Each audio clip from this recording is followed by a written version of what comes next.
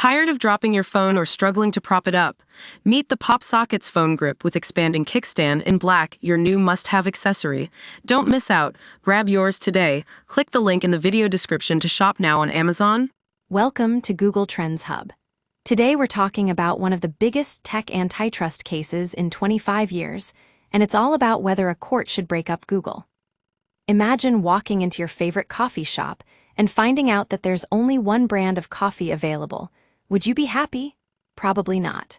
That's kind of what's happening with Google right now. The company has been accused of having an illegal monopoly in the search engine market, which means it has too much power and influence over the online world. The U.S. Justice Department filed its case against Google back in 2020, focusing on the company's contracts with device makers like Apple and Samsung that require Google to be the default search engine on new phones. The agency argued this unfairly boxed out competitors, but now Google is fighting back.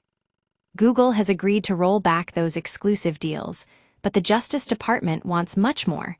It wants Google to be barred from making these deals in the first place.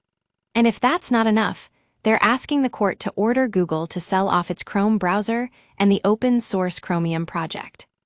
But here's the thing, Google doesn't think this is fair. They argue that their proposals are too severe and would hurt consumers, the economy, and tech innovation. They say that forcing them to share their search data would be like a de facto divestiture of their search engine. It would mean giving up decades of investment and work.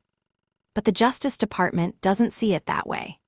They argue that Google's control of Chrome drives traffic to its search engine, which gives the company an unfair advantage. And with artificial intelligence, they're worried that Google could use its powerful search index to become the dominant player in AI, which would give them even more power and influence over the online world.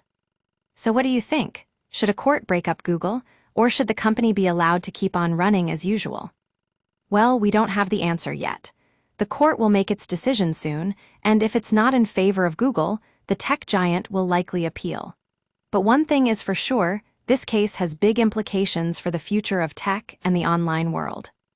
We'll keep an eye on this story and bring you updates as more information becomes available. In the meantime, let's talk about what this means for you. How might a court decision affect your online experience? For Google Trends Hub, I'm Emma.